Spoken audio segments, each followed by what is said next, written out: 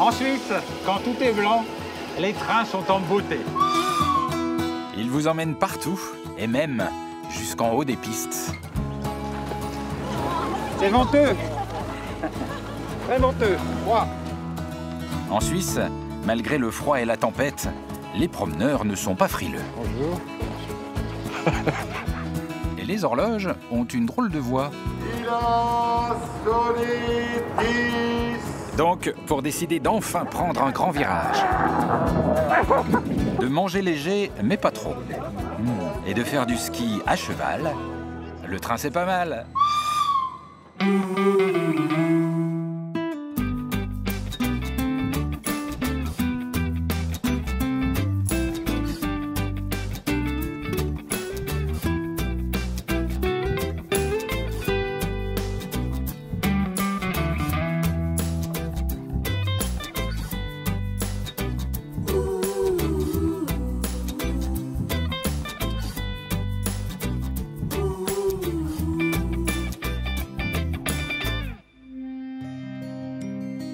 La Suisse, elle a une propriété étonnante. L'été, elle est magnifique, et l'hiver, elle est splendide. Pour ce voyage, j'ai pris l'option blanc, tout blanc. Quand les promenades en Suisse profonde font ce petit son ouaté sous les chaussures. Je vais prendre le train dans une région dont le seul nom fait se lécher les babines. La région de Gruyère. La Gruyère, c'est un fromage, un district, une cité au perché, la ville de Gruyère, mais aussi un train pas comme les autres. Bonjour.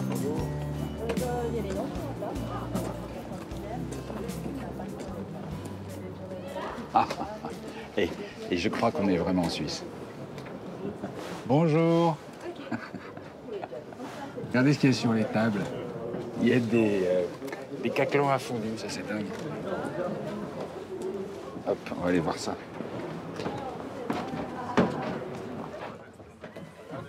Bonjour. Ah, c'est dingue, c'est dingue, c'est dingue. C'est dingue. Bonjour, bonjour tout le monde. Et c'est incroyable. Citez-moi un seul pays au monde où on peut trouver un train comme ça avec des caclons à fondu à tous les sièges. Bonne question. Bonne question, hein. C'est introuvable ailleurs, ça. Le seul pays du monde où on trouve un train pareil, c'est en Suisse. Enfin, en Gruyère. Ah oui. C'est quand même un monde à part, la Gruyère. C'est un monde à part, la Gruyère? Complètement. Ah oui? Qu'est-ce qu'il y a de différent en Gruyère? Les Gruyériens, ils sont juste super. Ah oui? Ouais, absolument. Et comment vous expliquez ça? C'est le fromage? On dit que, bah voilà, manger tous ensemble une fondue dans un caclon, ben, à mon avis, ça favorise peut-être aussi l'ouverture. Ça favorise le lien. Le lien. On partage le fromage, les mêmes microbes. Exactement. Puis on s'en fout. Puis on s'en fout. Exactement. On boit un coup de blanc, et ça fait tout les microbes.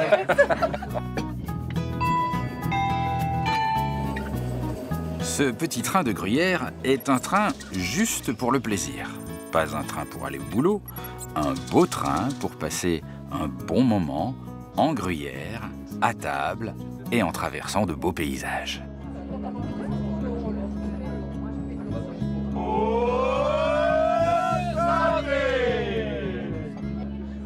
Et mais c'est quoi ce son venu des profondeurs de la Suisse?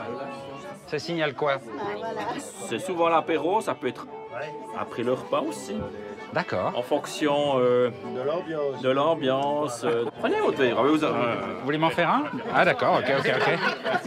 On va apprendre les cultures locales. Allez. Allez. Vous avez retenu le premier coup de Je suis pas sûr d'avoir bien retenu les paroles. Mais... Alors. Prêt? Je suis prêt. Santé! Et à la mission prochaine, si tout va bien.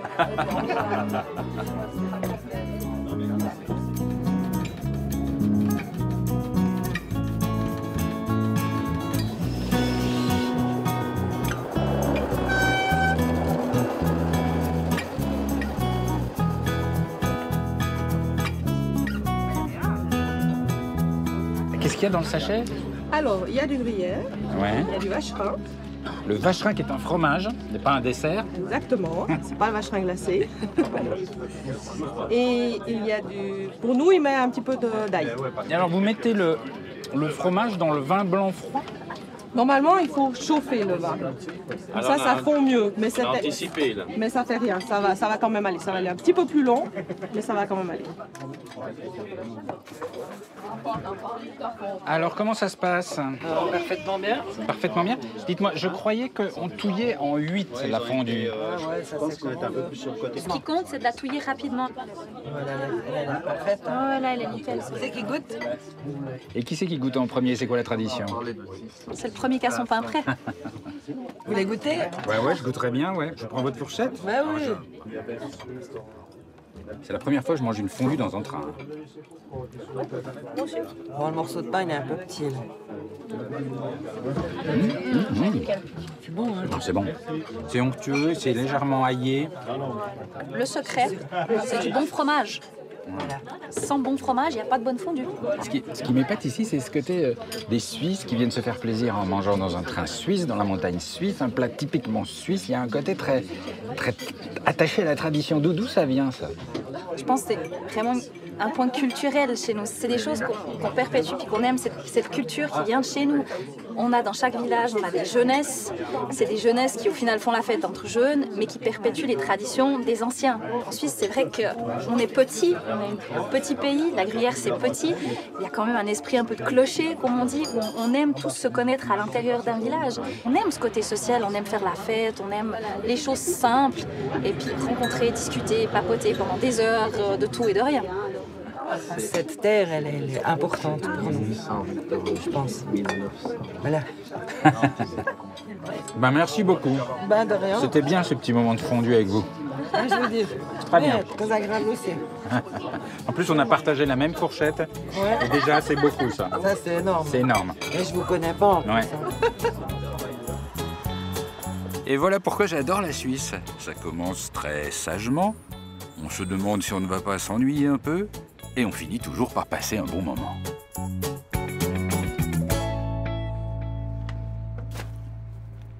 Et pour bien digérer la fondue, rien de mieux que le bon froid suisse.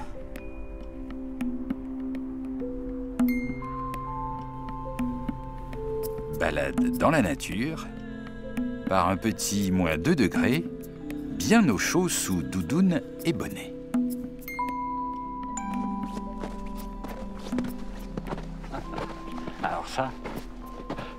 Alors ça, j'ai pas de mots.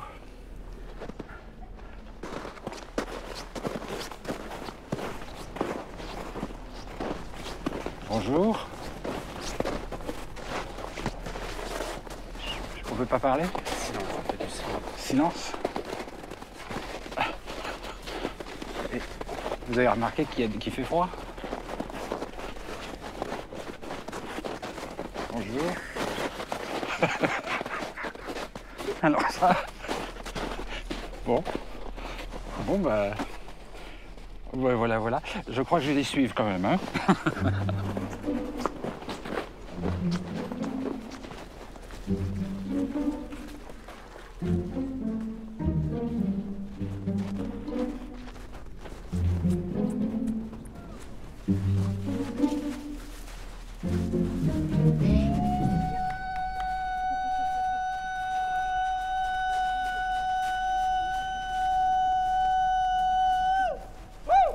Breathe and try.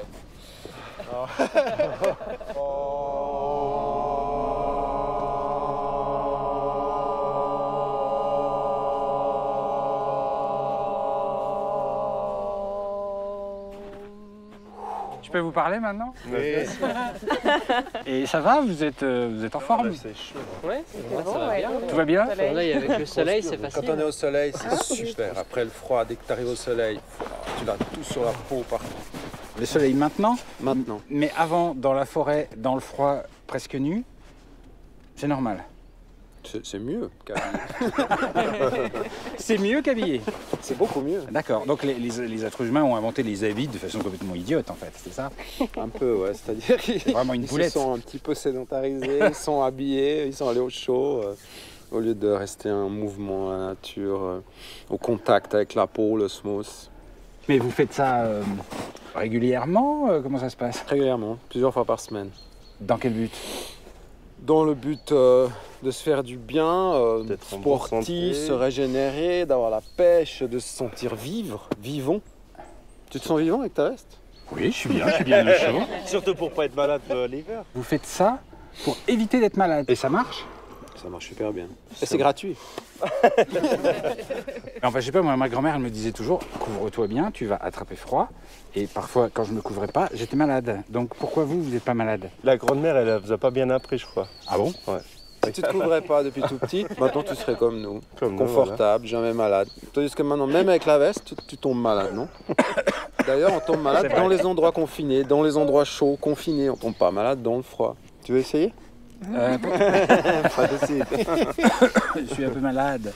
Je vois. Vous avez froid ou pas, là? On n'a pas froid, mais on respecte un temps d'1 heure, puis on doit remonter. Ah, pardon. Mais est-ce que vous avez froid? Non. Rien? Oh, un petit peu la peau extérieure, tu sens la peau. Vous êtes pas En fait, gelé? c'est pas le froid, c'est le frais. On y va?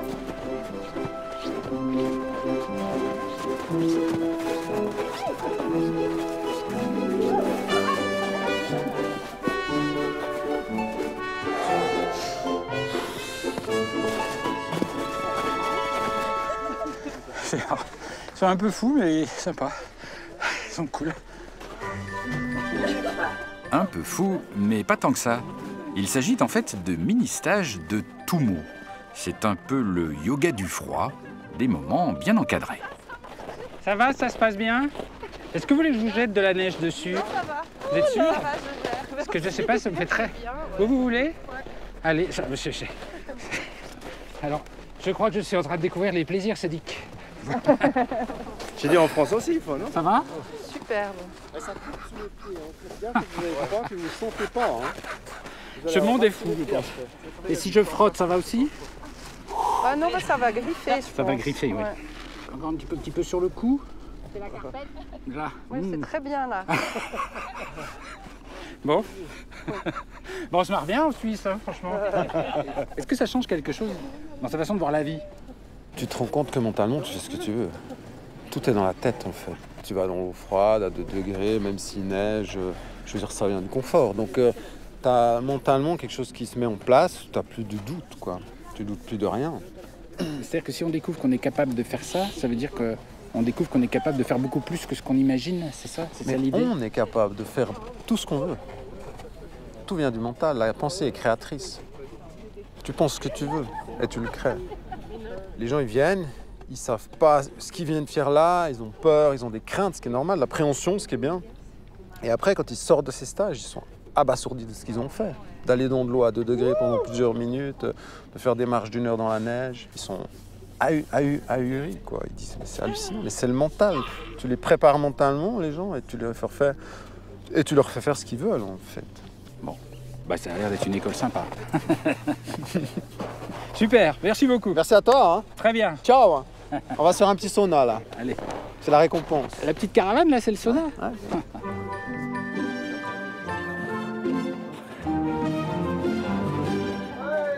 Après cette petite séance de nature revigorante, je vais reprendre le train. Et s'il y avait un seul train à prendre en Suisse, quand tout est blanc, un incontournable, c'est le Bernina Express. Il relie l'Italie à la Suisse à travers les Alpes. C'est une petite merveille que l'on prend autant pour se déplacer que pour le spectacle. Il franchit 55 tunnels, 96 ponts, des cols, et comme en Suisse, rien n'est laissé au hasard, il est doté d'immenses baies vitrées pour profiter encore plus de la vue.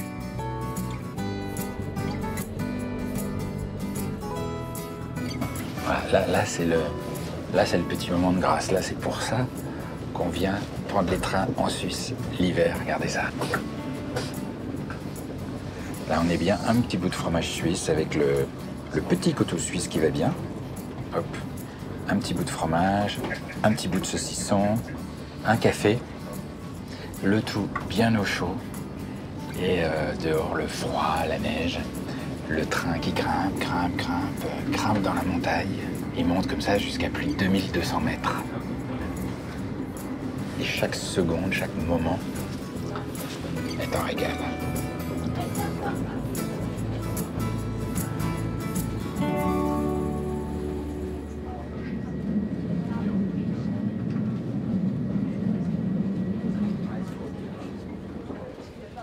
So, madame, salutez. Ouh, bah vous avez l'air content.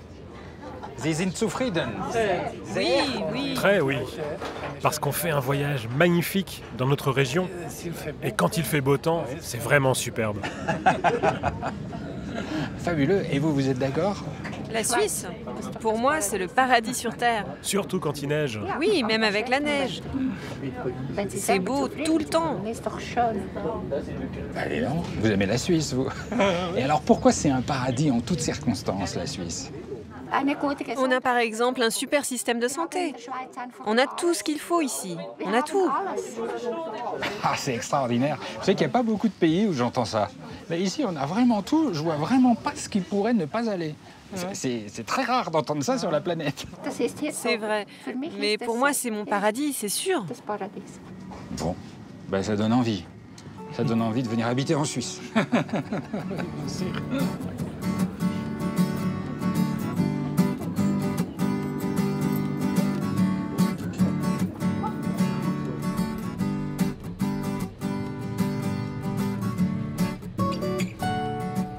Ah, c'est marrant, il y a des endroits, il descend en tire-bouchon, comme ça.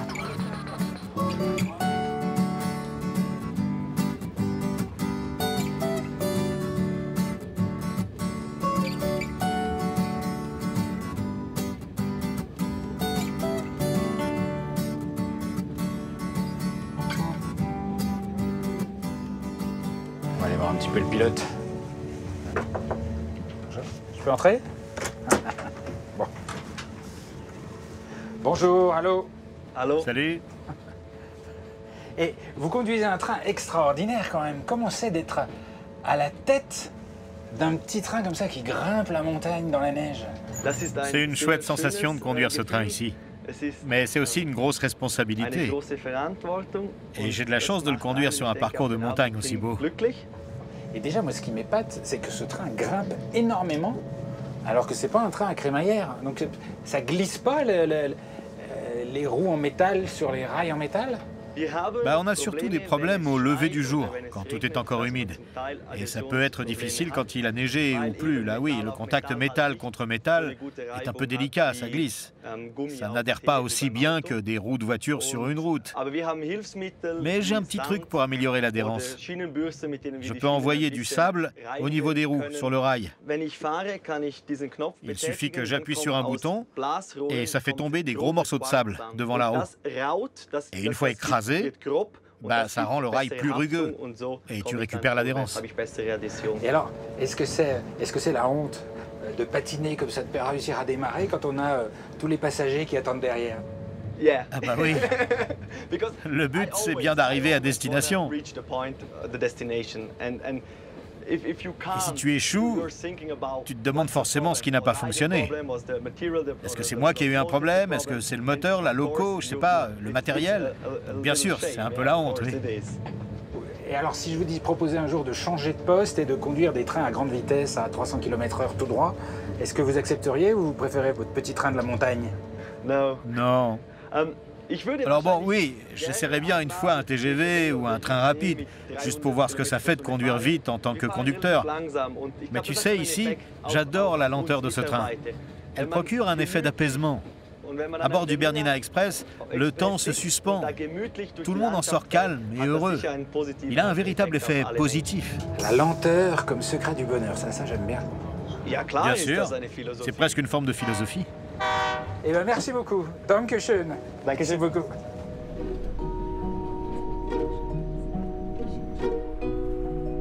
J'arrive à Saint-Moritz. Saint-Moritz, c'est une station légendaire. Une des plus anciennes stations de sport d'hiver au monde. Au début, on y venait surtout l'été, pour les sources ferrugineuses. Puis un Suisse malin construisit un hôtel en promettant aux riches touristes britanniques que s'ils venaient l'hiver, il les rembourserait en cas de mauvais temps. Le succès ne s'est pas démenti.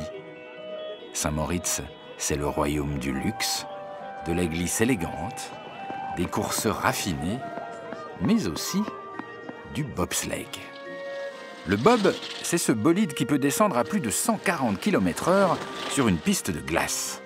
À Saint-Moritz, elle est en glace naturelle, c'est la piste des Jeux Olympiques de 1928 et 1948, et le fin du fin est d'y faire une descente. Sur la piste, je rencontre Christian Branchen, c'est le maître glacier. Il me propose de faire un petit tour à sensations fortes. Voilà. Bonjour. Voilà le bob et son équipage. Voilà le pilote. Bonjour pilote. Bonjour. Et voilà le freineur. Quand j'étais sur la piste, ça avait l'air cool, mais en voyant la machine là, qui a l'air toute rustique, très simple, juste un peu de tôle, c'est effrayant. Non, non. Il n'y a pas de quoi avoir peur. Contrairement à ce que tu crois, c'est de la haute technologie. C'est un bel engin.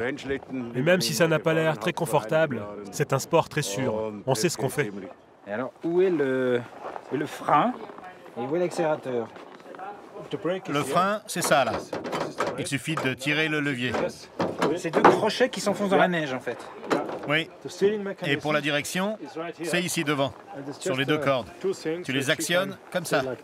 Et ça bouge quoi dehors? Bah, ça fait tourner les patins devant. Donc il y a juste un volant et un frein. Oui. Mais ce que je comprends pas, c'est que c'est quand même une discipline olympique, donc ça doit être très, très pointu, très précis. Et vous emmenez des gens comme moi qui n'y connaissent rien, qui vont juste se laisser porter. Ça me paraît pas compatible. Mais non, ce n'est pas un problème. Parce que dans les bobs à 4, donc avec 2 passagers, le pilote et le freineur sont des gens très expérimentés. Et les 2 personnes au milieu ont juste à rester assises et profiter. Aucun souci. Et il faut le faire au moins une fois dans sa vie. Imagine, tu vas ressentir jusqu'à 5 G de pression dans les virages. Ça t'écrase au fond du bob. Ça veut dire que ton corps sera 5 fois plus lourd que la normale.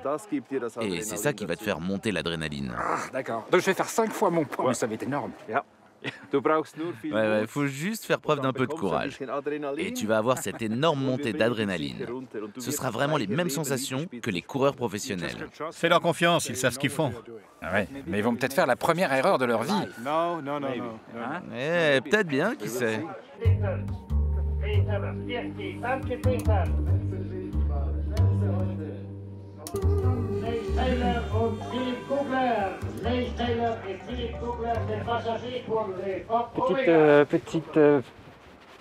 Petit tremblement avant de partir. Alors, t'es nerveux? Un petit peu nerveux, ouais. Ah, tant mieux. C'est bon signe? Ouais, okay. C'est bien. Merci. Allez, en piste.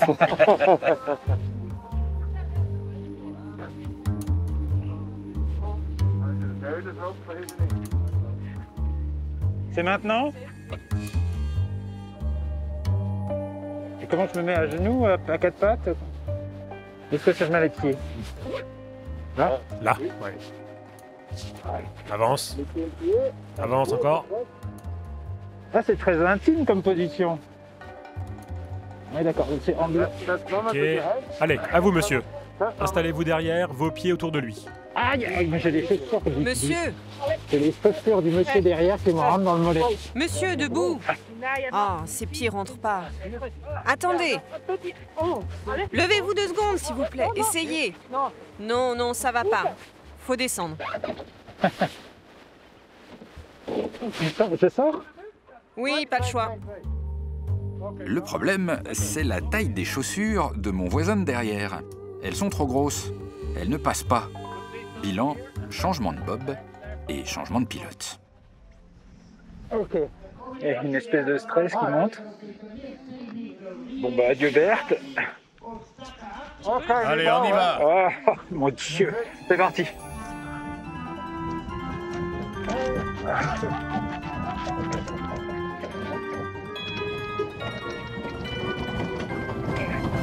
Bon, pour l'instant c'est relax.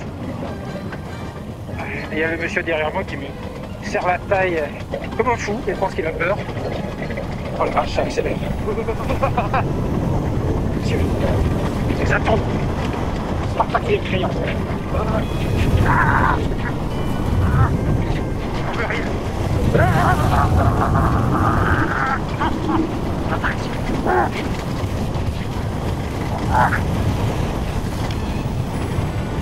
Ça va le direct. Agis. La gorge. La gorge dans les salons.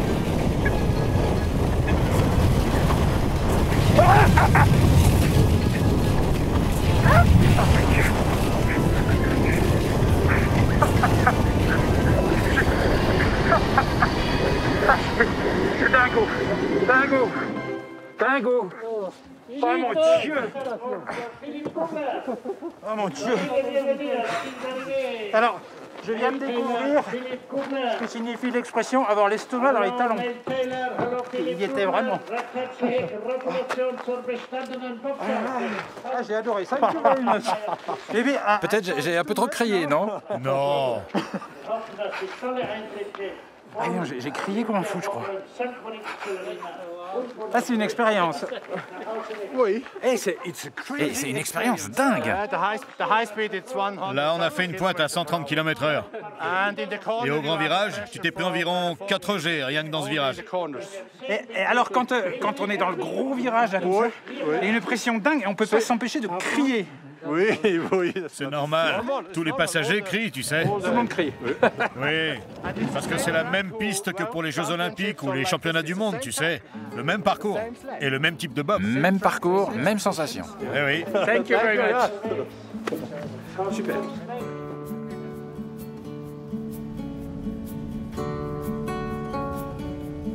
J'ai maintenant envie d'aller retrouver une Suisse un peu moins remuante, plus simple. Pour cela, je prends le train et je pars vers l'ouest, vers le Jura très exactement, dans la vallée de Joux, là où la neige est comme un long silence. Le silence de l'hiver, l'immobilité, le temps qui s'arrête. Parce que tout est blanc, comme ça, que les champs sont recouverts de neige, bah évidemment, autrefois, les paysans, ils n'avaient pas grand-chose à faire. Les journées étaient longues et puis il fallait surtout trouver de quoi nourrir la famille pendant ces longs hivers. Et bien en fait, dans toutes ces fermes là autour, petit à petit, on s'est mis, aux heures perdues, à fabriquer des mouvements de montres. Et c'est ainsi que la Suisse est devenue le pays de l'horlogerie. Certaines de ces fermes sont encore occupées par des maîtres horlogers solitaires. Voilà, c'est là. Horlogerie compliquée. J'espère qu'on va comprendre quelque chose.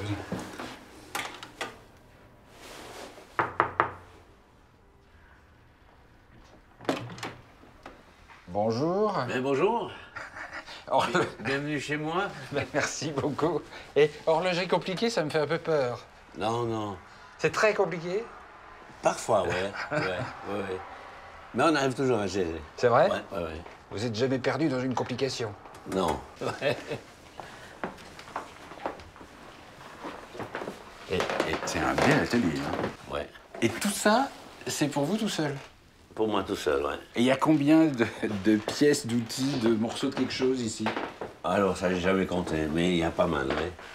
Mais j'arrive toujours à retrouver. Et si je veux une burette d'huile très très fluide? Il y en a une qui doit être là-bas vers les machines. Où ça? Non, elle est là. Petite hésitation. Mais j'ai trouvé quand même. Et vous bossez sur quoi en ce moment-là? Alors, maintenant, je travaille sur une montre de poche, montre gousset, comme on dit. C'est une montre grande sonnerie, répétition minute. Alors, ça, c'est du langage d'horloger. Ça veut dire quoi? Tout à fait. Alors, bon, la fonction répétition minute, déjà, c'est à n'importe quel moment de la journée ou de la nuit, vous pressez ici, en l'occurrence ici, on presse sur un poussoir. Où ça? Là-dessus? Ouais, on presse sur un poussoir et puis elle va vous donner l'heure, le quart d'heure et la minute qu'il est. Ah, c'est génial ça. Alors, je vais lui demander l'heure ici. C'est les heures. Il est 8 heures? 3/4 et les minutes après le quart d'heure.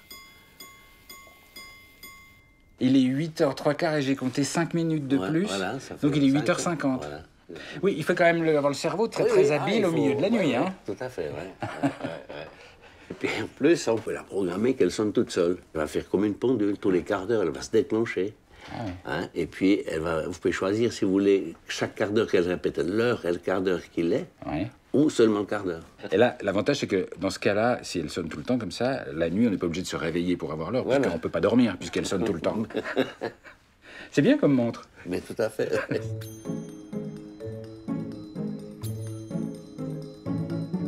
Et là, pour réaliser une montre comme ça, vous allez mettre combien de temps? Au niveau du travail sur le mouvement, il y a à peu près 2000 heures, quoi. C'est une année. Une année? À 100% sur cette montre? Ouais. Et pourquoi c'est si long? Parce que vous avez 480 éléments, à peu près. 408? Ouais, 408 ans. 408 ans, 480.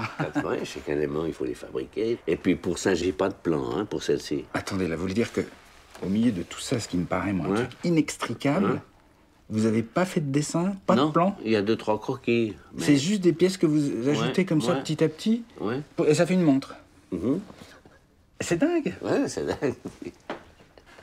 Mais vous êtes un génie. Non. Dans le jet.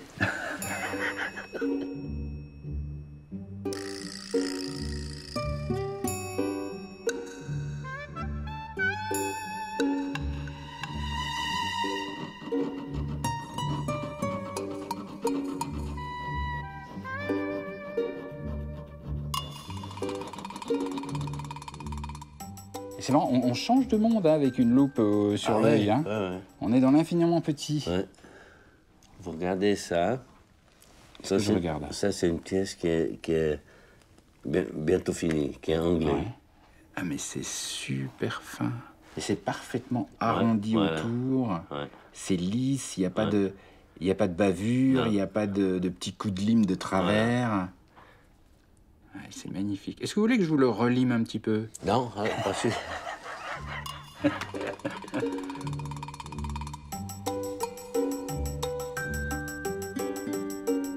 Qu'est-ce qui vous plaît? C'est quand même très particulier comme métier. Il faut un état d'esprit très spécial. C'est créer une petite machine qui vit, qui donne l'heure d'une part, mais qui a un quantième. C'est quoi un quantième? Un quantième, c'est une montre qui indique toutes les indications liées au calendrier. Le lundi, le mardi? Oui, d'une part, ça peut être le jour, la date, ça peut être la semaine, ça peut être les mois. C'est un mois de 30, automatiquement, ça passe 31, le 28 février, pareil, et tous les 4 ans, elle tient compte de l'année bissextile. Donc le mécanisme contient toutes ces informations? Toutes ces informations. Sur quoi? Sur 20 ans, 30 ans? Alors, c'est pendant 400 ans. 400 ans? Oui, parce qu'au bout de 400 ans, tous les 400 ans, il y a une année bissextile qui tombe. Ah oui.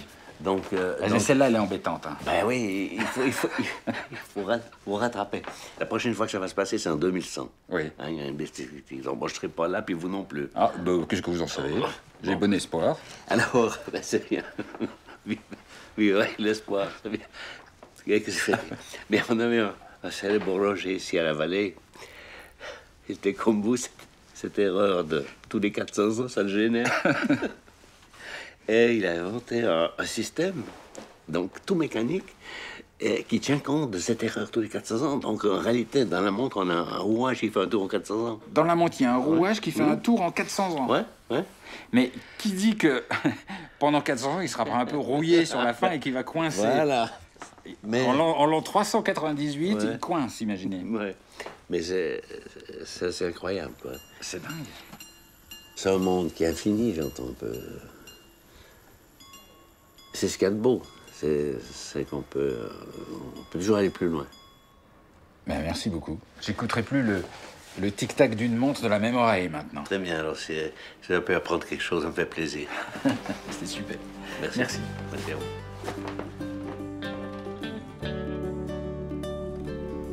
Pour moi, la Suisse, c'est ça.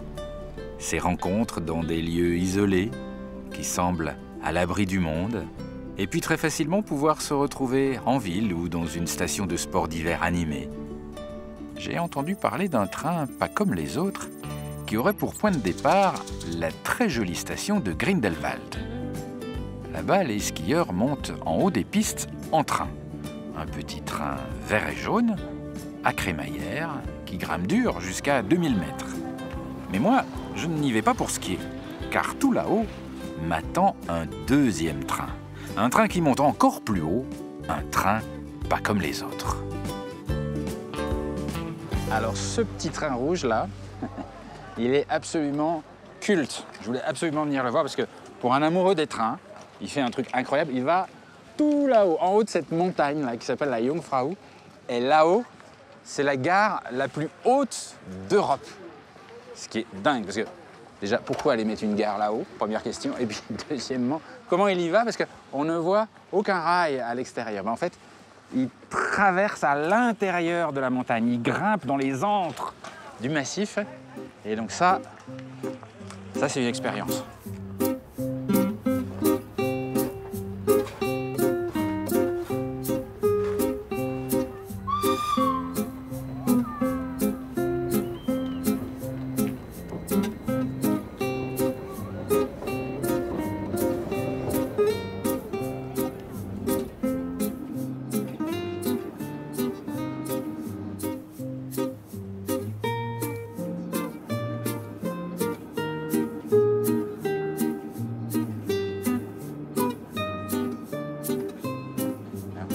On sent que ça arrive maintenant. On va aller voir le conducteur. Ça monte tellement qu'on ne peut pas ouvrir la porte.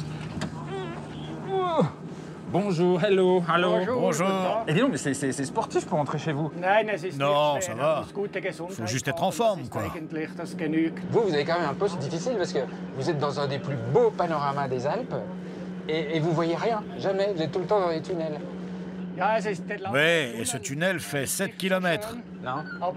C'est pas très joli parce qu'on ne voit rien, mais une fois arrivé, que tu sors de la gare et qu'il y a un grand soleil et qu'on est juste au-dessus des nuages, à chaque fois, c'est une expérience incroyable et magnifique après ce tunnel.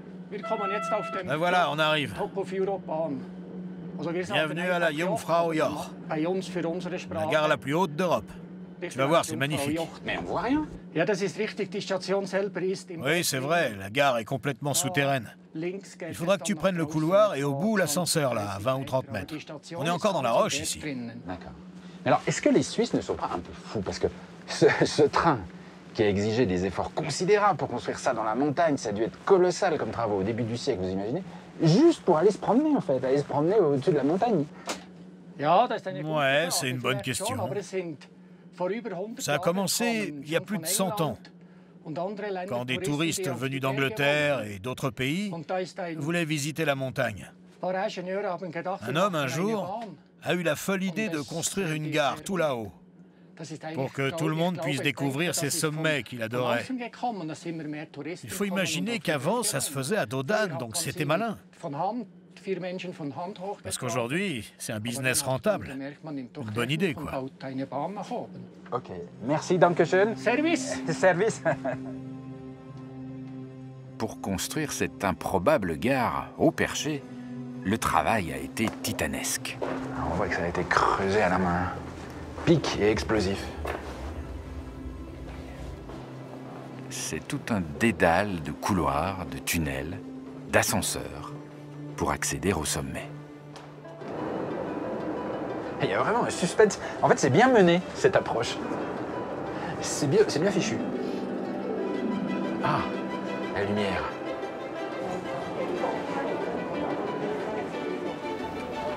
Waouh. Oh là là là là. Oh là là. Oh là là. Ah. Incroyable. Incroyable. Ça, c'est le plus long glacier d'Europe. C'est l'Aletsch qui fait 22 km de long. Et au milieu, il y a à peu près 900 mètres d'épaisseur de glace. C'est un monstre. Et il est là, sublime.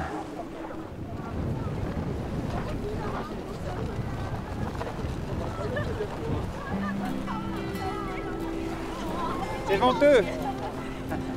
Très venteux. Froid.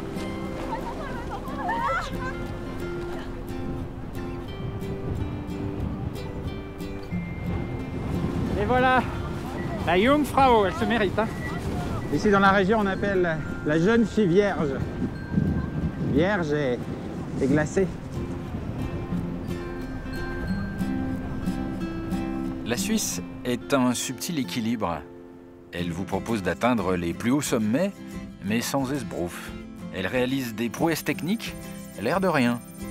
Elle est là, en paix, depuis des siècles, sans faire de bruit. Même dans ces villes, comme ici à Lausanne, il règne comme une quiétude à part. On m'a conseillé d'ailleurs, pour percevoir un peu plus de l'âme suisse, d'aller me promener, malgré le froid, en soirée, sur les hauteurs de la ville.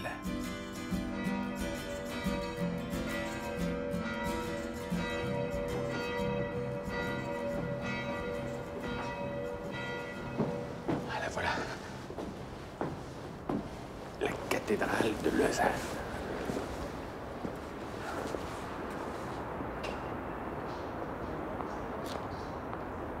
C'est le guet. Il a sonné 10. Qu'est-ce que c'est que ça? Il a sonné 10. Il y a quelqu'un qui crie.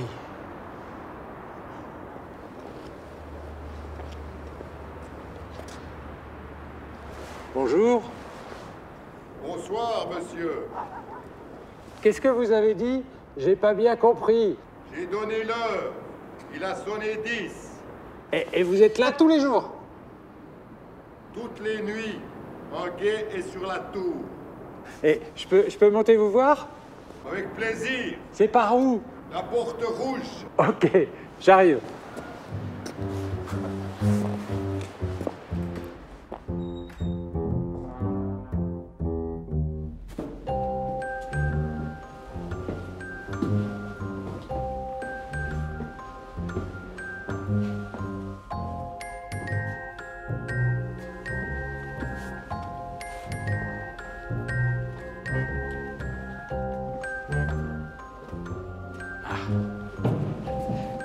Bonjour. C'est vous qui étiez là-haut? Mais oui. Ah, vous êtes magnifique. Merci. Vous aussi, hein. Mais juste une petite question. Vous donnez vraiment l'heure tous les soirs ou c'est un spectacle? Ah non, c'est ici à Lausanne une tradition historique. Le guet crie l'heure toutes les nuits depuis plus de 600 ans. Depuis plus de 600 ans, sans interruption? Sans interruption. Il n'y a pas eu d'interruption à Lausanne. Donc vous êtes un guet officiel? Le guet de la tour de la cathédrale de Lausanne, tout à fait. Ça, c'est dingue, ça. Pour donner l'heure? Oui. Oui, on donne l'heure. On peut aller voir? Bien sûr. Allez. Avec plaisir. Je vous précède.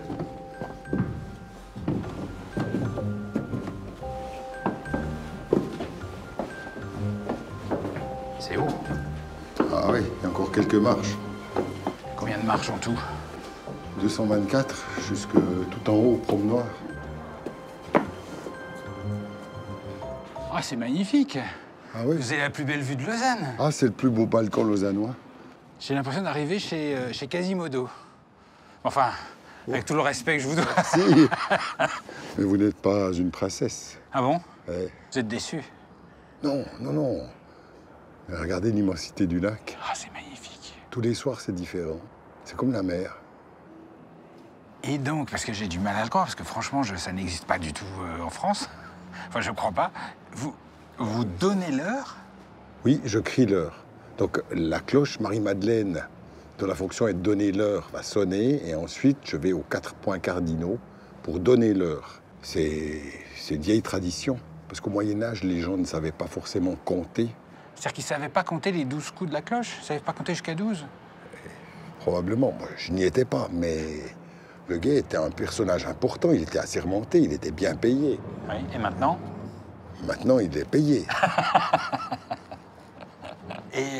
Et donc là, vous avez sonné 10 heures. Donc là, votre prochain service, c'est à quelle heure? Ça sera à 11 heures. 11 heures, d'accord. Ouais, Je peux rester avec vous? Mais bien entendu. La loge est très accueillante. C'est où votre loge? C'est ici. Ah! Ah, c'est le bureau du guet. Ah, mais ça a l'air douillet. Eh oui, c'est... Je peux entrer? Petite capite, oui, allez-y. Ah, il fait tout chaud.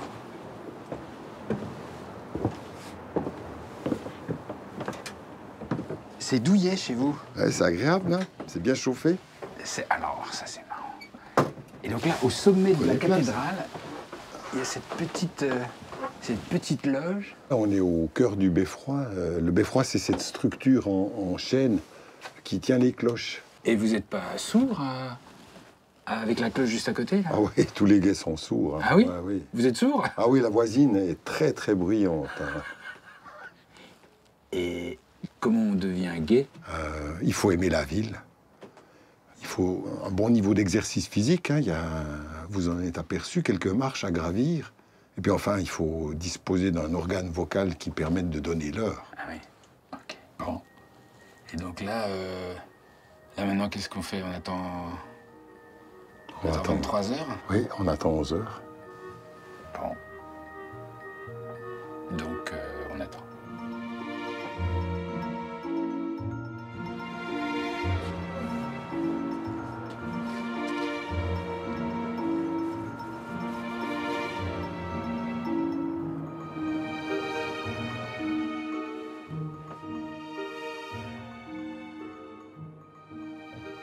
Oula, j'entends un bruit.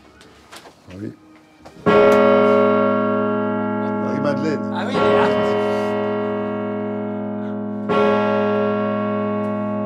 Il est 11h. Eh oui. Elle nous appelle à la tâche. Vous ne pouvez pas vous endormir, hein? Ah, c'est difficile.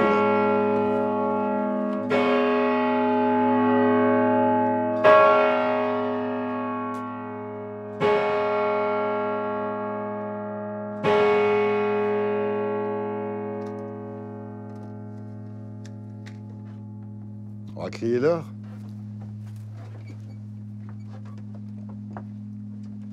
Oh, la vibration.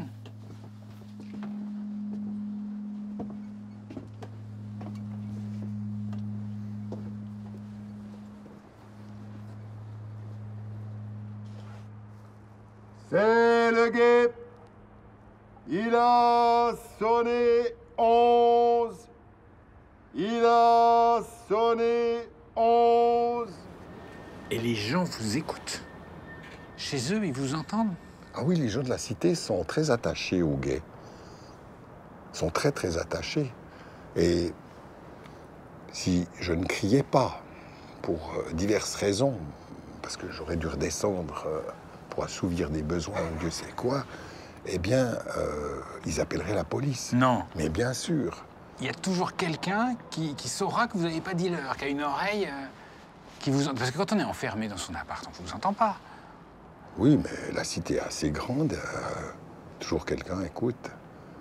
Est-ce que vous voulez crier avec moi au nord? Je peux? Mais bien sûr, avec plaisir. Mais les Lausannois vont pas me reconnaître? Mais ils seront surpris.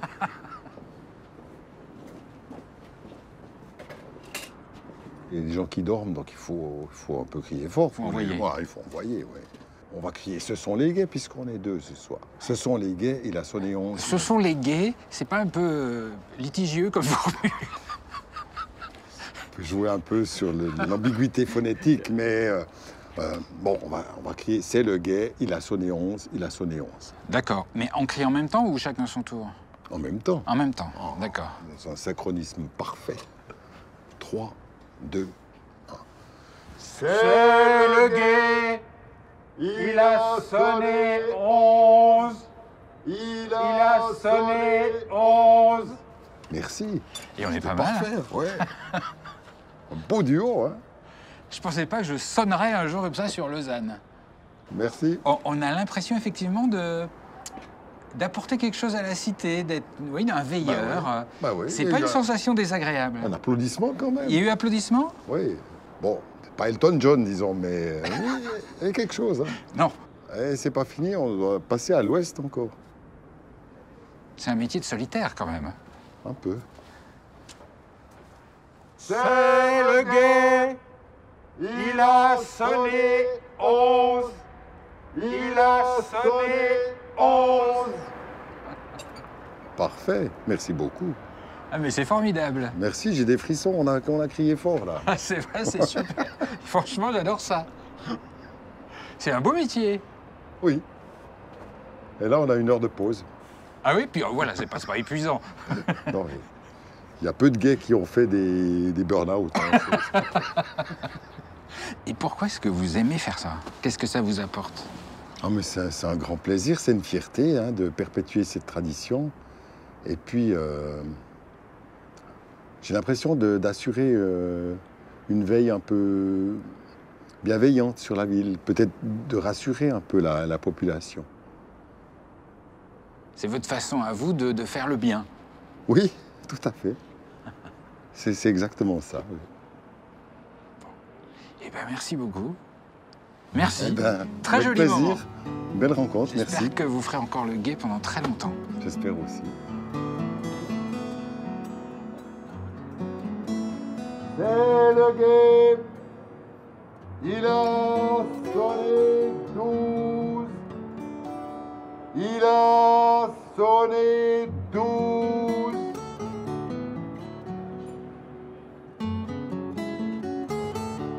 Il a sonné 12.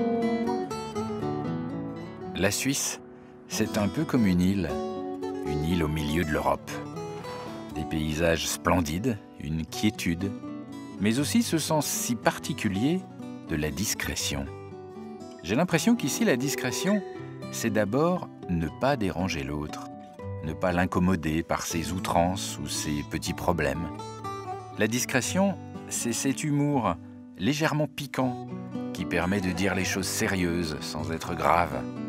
C'est rester bon vivant au-delà des modes en choyant amoureusement ses traditions. Un voyage en Suisse, c'est délicieux comme un morceau de chocolat.